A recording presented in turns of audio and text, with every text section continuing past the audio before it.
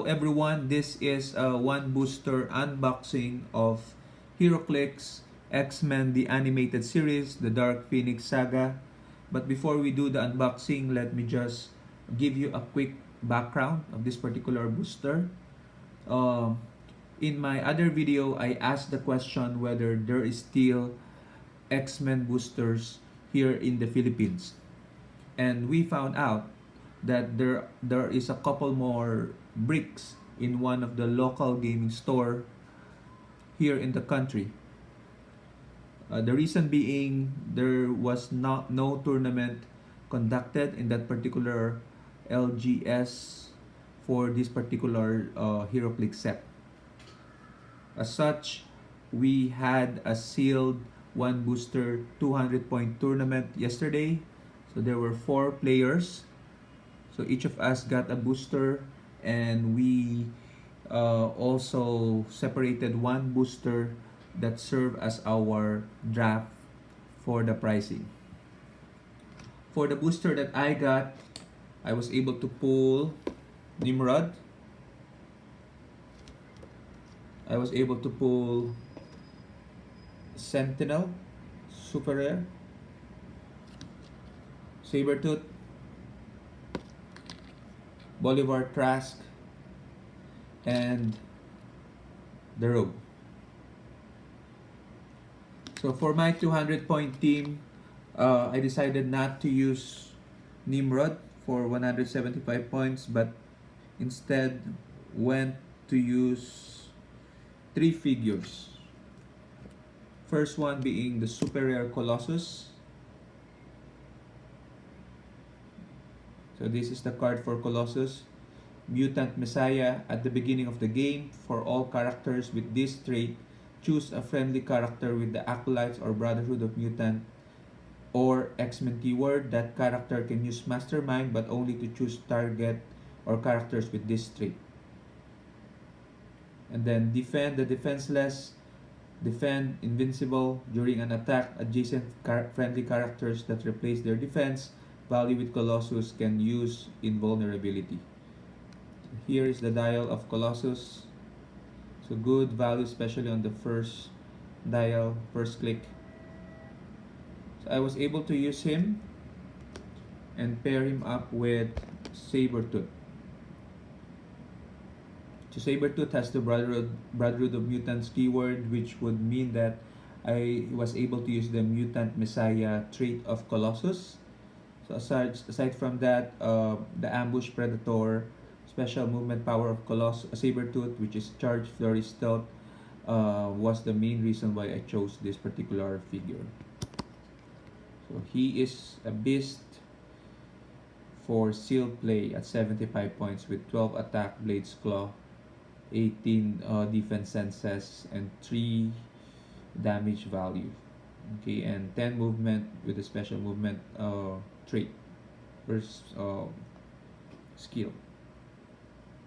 Okay, so both of them is equal to 150 points, 75 points each.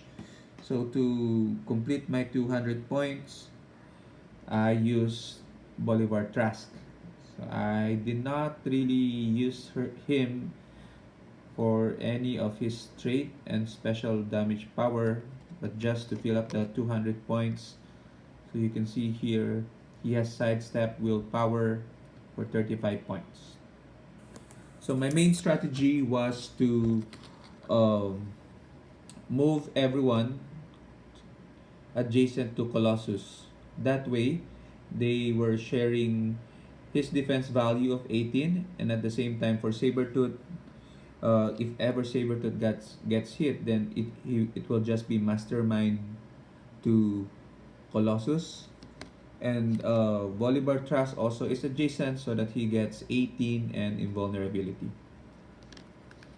Since we have only 4 players, we had 2 rounds of matches.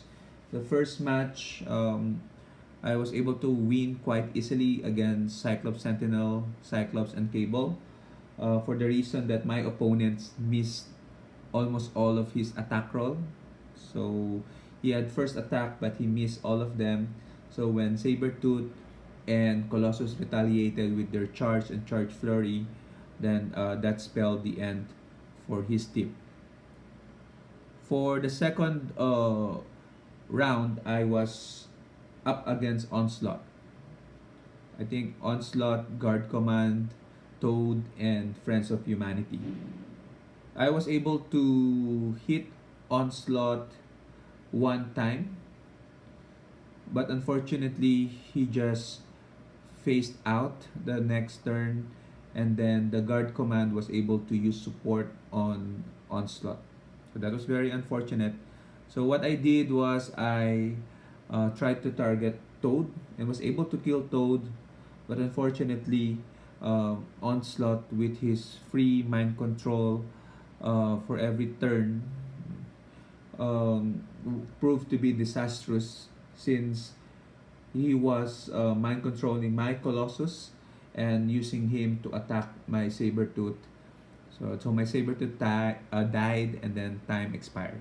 So I unfortunately lost that second round. So my record was 1 win, 1 loss, and I ended up to be the second place for that particular tourney. The first place got super rare Professor X for his pick, and I got da-da-da, Sasquatch. Sasquatch is not as powerful as Wendigo. Sasquatch is what can we say? For 50 points, I think it's okay without wit, charge, and then possible quake at no cost if he moves.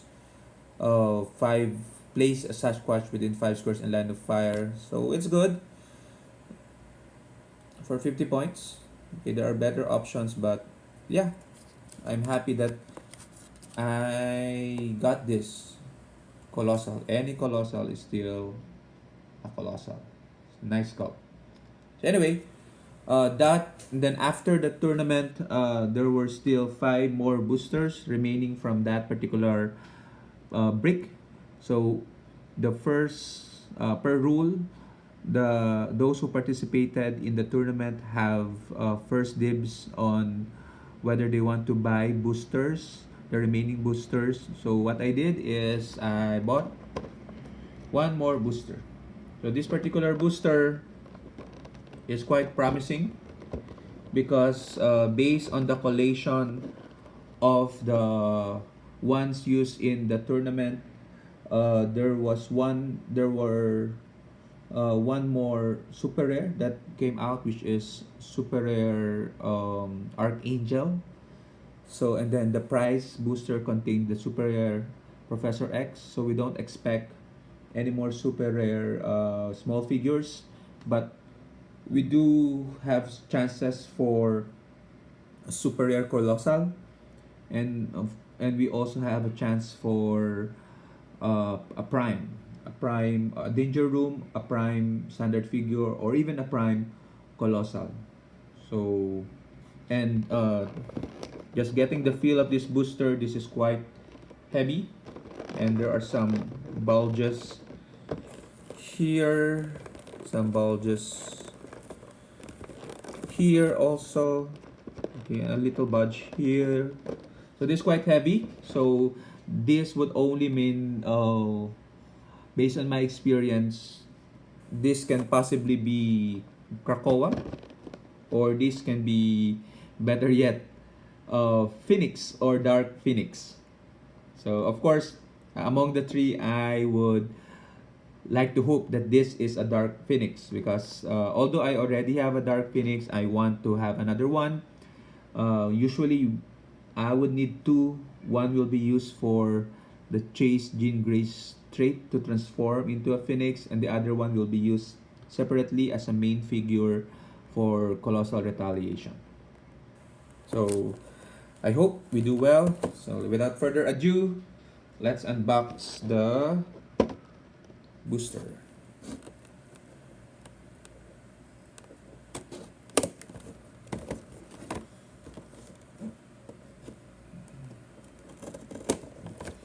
Okay, let's see.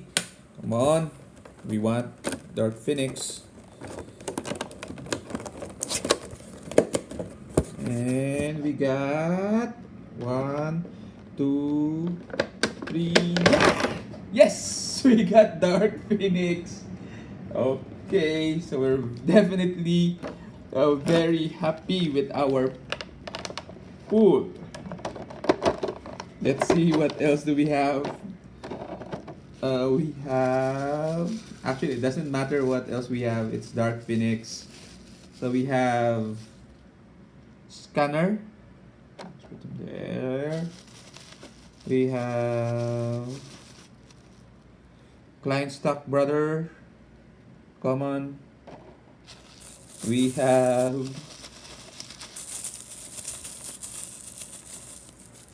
uncommon Amelia bot. Okay. And finally we have Fabian Cortez. So all purples. I don't know if you noticed there are a lot of purple characters in this particular set. So, but doesn't matter. We have our Dark Phoenix. Let's take her out. Okay. In all her glory, Dark Phoenix. Let's take a look at their cards. Okay, so we're not gonna look at the card of the other figures. Here they are: Fabian Cortez, Emilio Vaught, Lion Stock Brother, and Scanner. But we're gonna look and highlight the Dark Phoenix. So the Dark Phoenix have Hellfire Club, Phoenix Force, X-Men, and Cosmic Keyword. She has a trait when Dark Phoenix is KOs rather an opposing character or an opposing character takes 4 or more damage from her attack. After resolutions, heal her 1 click. She may heal past her starting lines this way but can't be healed in any other way. And of course, she has Colossal Retaliation free. If no friendly character has been placed this turn, choose an opposing character that attacked Dark Phoenix or damage a friendly character since your last turn. Place Dark Phoenix such that she can make a close attack targeting the chosen character, then do so. Also targeting all other characters, friendly or opposing, within 3 squares. Hit characters are given an action token and each dealt 2 penetrating damage instead of normal damage. So of course he has the defense power stop impervious. So most of the time she is used for her 30-point dial for that special attack and special defense power. She has flight, 10 range, 3 targets, and cosmic power. And she is just epic. Anyway, so again, thank you very much for watching this video, and may your pools be like Phoenix. Bye bye.